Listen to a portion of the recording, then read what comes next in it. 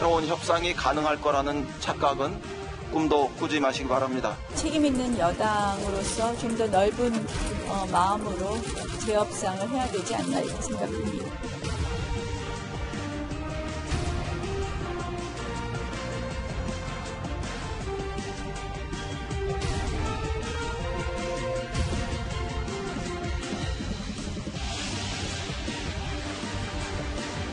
왜 이런 합의 결과가 나왔는지 모르겠다라는 의견이었어요. 불신임이라고 하는 말 자체는 나왔었는데 당에 다양한 의견이 있겠죠. 저는 못 들었습니다.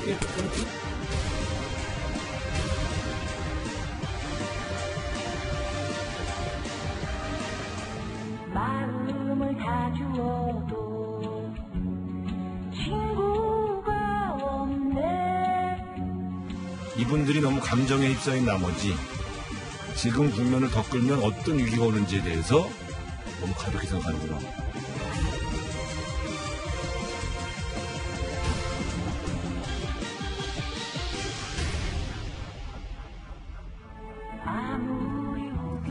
자, 어제였죠. 자유한국당의 막판 뒤집기로 여야 3당 원내대표가 합의했던 국회 정상화가 2시간짜리 해프닝으로 끝나버렸습니다. 국회는요, 또다시 혼돈의 늪으로 빠져 들어갔습니다. 어제 자유한국당은 공존의 길을 외면하고 끝내 오만과 독선의 길, 패망의 길을 선택했습니다. 민주당은 합의 정신을 부정하는 어떤 정략과 술수에도 타협할 수 없음을 분명히 말씀드립니다. 시간이 지나면 마치 아무 일이 없었다는 듯이 새로운 협상이 가능할 거라는 착각은 꿈도 꾸지 마시기 바랍니다. 합의가 무효가 됐기 때문에 민주당과 재협상을 하도록 하겠습니다. 책임 있는 여당으로서 좀 더 넓은 마음으로 재협상을 해야 되지 않나 이렇게 생각합니다. 자, 최준봉 교수님께 먼저 여쭙겠습니다. 아니, 정말 국회 정상화 코앞에 두고 판이 엎어졌는데 이게 뭐 다시 협상의 여지가 아니라 더 냉각돼 버렸어요, 지금. 이제 왜냐면 이게 원내대표들이 만난 사인까지 했잖아요, 국회의장 그렇죠. 앞에서. 그게 2시간 만에 뒤집어졌다고 하면. 아니, 원내대표의 역할이 뭐 아무 의미가 없어요. 그러니까요. 그러니까 나경원 원내대표에 대해서 신뢰감이 있겠습니까? 또 만약에 나경원 원내대표가 지금 협상장에 나와서 협상해서 또 그럼 이런 일이 또 일어날 수도 있잖아요. 네. 그러면 민주당 입장이나 다른 정당들 입장에서는 나경원 원내대표가 정말 정권을 가지고 협상을 하고 있는 게 맞느냐라고 하는 의문이 들 수밖에 없어요. 네. 그리고 사인을 그러면 아예 사인을 하지 말고 의원총회해서 결과 네. 보고 와서 협상을 했어야죠. 그게 원래 원칙이었는데 나경원 원내대표가 저렇게 사인을 했단 말은 어느 정도 본인이 그렇게 하면 될 수 있다는 믿음을 갖고 했을 거 아니겠습니까? 네. 또 다른 정당의 원내대표들은 그걸 또 확실하고 믿었기 때문에 함께 발표도 했고요. 네. 그런데 갑자기 2시간 만에 이걸 뒤집어 엎으면 네. 앞으로 협상을 하는 내용에 대해서 신뢰감이 생길 수가 없다는 것이죠. 그런 부분이 문제라고 보여지고 네. 문제는 이번을 기회를 통해서 나경원 원내대표가 당내에서 얼마나 지지관이 없느냐 하는 부분을 보여주는 사례가 됐기 때문에 나 원내대표의 지지나 아니면 이제 여러 가지 활동에 있어서 제약이 될 수밖에 없다. 네. 그런 차원에서 아마 민주당 입장에서는 이게 이렇게 돼버리면 언제든지 그러면 협상하고 또 2시간 만에 뒤집고 이게 뭐 여야를 다 떠나서 네. 이런 일이 반복되면 과연 협상 파트너로서 상대방을 존중할 수 있을 거냐 하는 부분에 의문이 생긴다고 볼 수 있을 것 같습니다. 또 지지 기반 얘기까지 그렇게 하고 그러면 나름대로 원내대표로 노력은 했으니까 밥 잘 사주는 누나 역할을 열심히 하지 않았습니까? 그런데 이현정 의원님, 사실 저번에 잠깐 말씀을 언급했지만 이 막판에 뒤집어졌던 이유가 얼마 전에 있었던 동물국회 때 서로 고소고발전이 있었잖아요. 이 앙금이 해결이 안 돼서 이게 막판에 지금 터진 거라면서요. 저는 뭐 그런 이유라고 봅니다. 네. 왜냐하면 사실은 이제 그동안 보면 여야 협상이 뭐 의원총회 가서 많이 뒤집어진 경우가 많아요. 네. 2010년도에 박영선 당시 원내대표가 세월호 관련된 법을 하다가 결국 또 뒤집어져서 4개월 만에 사실은 조기에 내려왔죠. 이번 같은 경우도 보면 저는 나경원 대표가 좀 실수를 한 게 미리 예를 들어서 황교안 대표나 그다음에 이제 본인의 어떤 그 원내 부대표라든지 미리 이야기를 해서 조금의 어떤 준비를 했더라면 이런 게 없었을 텐데 문제는 아무 준비 없이 이제 갑자기 의원총회를 소집을 해서 이걸 또 들이미니까 의원들 입장에 솔직히 겉으로 말은 못하지만 속으로 지금 57명이 지금 검찰에 고발돼 있거든요. 그리고 또 본인의 보좌관도 다 고발돼 있어요. 근데 이거는 고소고발 취하한다고 지금 되는 건 문제도 아니에요. 근데 문제는 잘못하면 이것 때문에 다음 국회의원 아직 나가지도 못하고 그다음 몇 년 동안 이 피선거를 박탈되는 그런 상황이기 때문에 사실 중요한 거는 뭐 패스트트랙 등등 이야기를 하지만 이것보다는 사실은 자기들이 지금 국회의원이 지금 할 수 없는 거 이 문제가 심각하잖아요. 그럼 이것에 대해서 어느 정도 좀 그러면 국회 차원에서 좀 호소문을 내서 검찰에 보낸다든지 뭐 이런 식이라도 지금 돼야 되는데 아무런 그런 이야기 없이 이것만 덜렁 갖다 내니까 의원들 입장에서는 그럼 난 당신 이야기 따라서 내가 몸싸움 했는데 난 어떡하라고. 나 대표는 그런 걸 왜 모르는, 그러니까 모르고 어떻게 보면 있을까요? 나경원 대표가 조금의 소통해서 뭔가 이게 사실은 중요한 좀 작전이거든요. 네. 협상을 하면 미리 좀 이야기를 해서 진무를 좀 하고 자기 측근들 좀 내세워서 좀 이렇게 분위기 잡고 이렇게 해야 되는데 딱 그냥 가버리니까 반대하는 의원들 한 10명이 잇따라서 그냥 발언을 해버리니까 분위기가 확 돌아버린 거죠. 네. 제가 금방 이현종 논설위원께서 그 2014년에 박영선 당시 야당 원내대표가 네. 합의안을 뒤집어서 분란이 생긴 것과 비슷하다 말씀하셨거든요. 네. 그래서 당시에 몇 가지 사설을 찾아봤습니다. 네. 2014년 9월 17일자 경향신문 사설인데요. 한편의 코미디로 끝난 박영선 소동이 제목입니다. 그리고 예. 뭐라고 돼 있냐면요. 당내 의견 수렴조차 거치지 않았기 때문에 이렇게 나왔다. 똑같네요, 지금. 그리고 여당에서는 공당의 지도자로서 분명 함량 미달이다 비판을 합니다. 네. 네. 그리고 또 서울경제신문 사설 같은 경우에는요. 맨 마지막에 청와대와 여당의 태도 변화가 중요하다. 지금처럼 강경 일색으로 간다면 전국은 다시 혼란에 빠질 수 있다. 이게 2014년 상황이란 예, 말씀이세요? 역사는 참 돌고 도는데 역사를 보고도 교훈을 얻지 못하는 겁니다. 어쩌면 이렇게 판박인가요? 그 사설을 지금 이번 오늘자 신문에 실어도 그냥 그대로 실으면 사람 되죠? 이름만 빼고. 사람 이름만 바꾸면 돼요. 당 이름 바꾸고. 당 이름과 사람 이름만 바꾸면 내용은 똑같네요. 자, 국회 정상화의 중재자 역할을 자임했던 오신환 바른미래당 원내대표마저도 국회 파행의 책임은 온전히 한국당의 몫이다라면서 등을 돌렸습니다.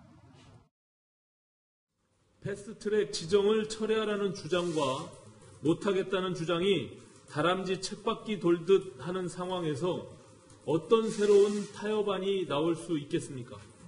자유한국당 의원총회가 교섭단체 원내대표 간 합의를 부결시킨 이상 이후 국회 파행의 책임은 온전히 한국당이 져야 할 몫이 되었습니다. 그러나 더 이상 중재할 내용이 사라진 이상 바른미래당의 중재자 역할도 여기서 마감하지 않을 수 없습니다. 자, 어쨌든요, 이처럼 한국당 의원총회가 의회의 결과로 끝남에 따라서 협상 당사자였던 나경원 원내대표의 리더십은 큰 타격을 받을 수밖에 없는 상황입니다. 왜 이런 그 합의 결과가 나왔는지 모르겠다라는 의견이었어요. 불신임이라고 하는 말 자체는 나왔었는데 결국 지금 여야 협상을 해야 되는 입장이니 나경원 원내대표에게 좀 힘을 더 실어주자. 당에 다양한 의견이 있겠죠. 네. 불신임 문제까지 얘기 나오는데 저는 못 들었습니다. 이현정 의원님, 네. 나경원 원내대표 이제 어떻게 합니까?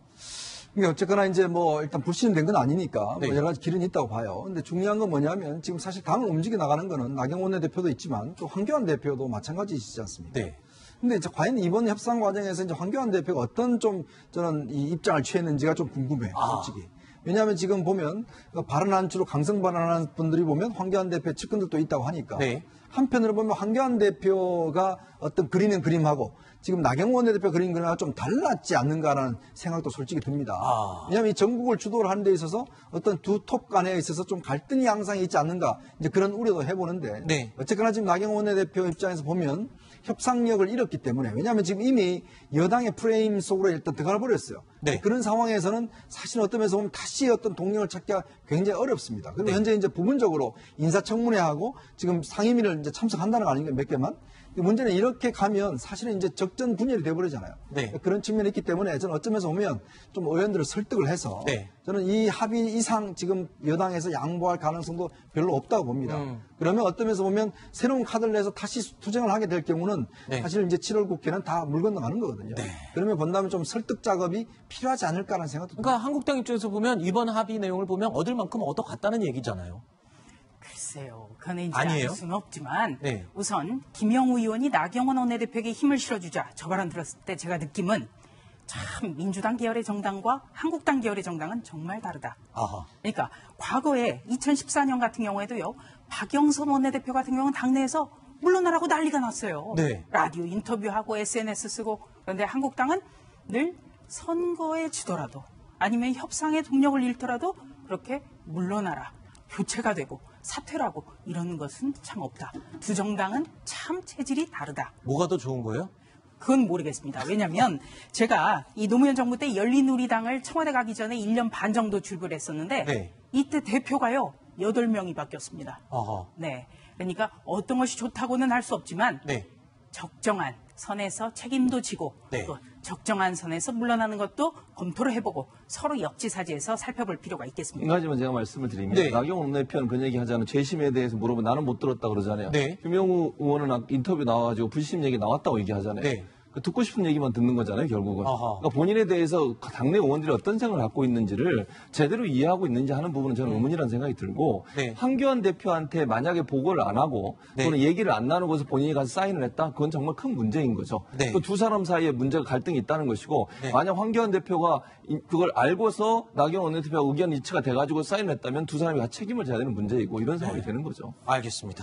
자, 뭐 민주당 입장에서는 당연히 이 상황에 대해서 비판의 목소리를 높일 수밖에 없죠.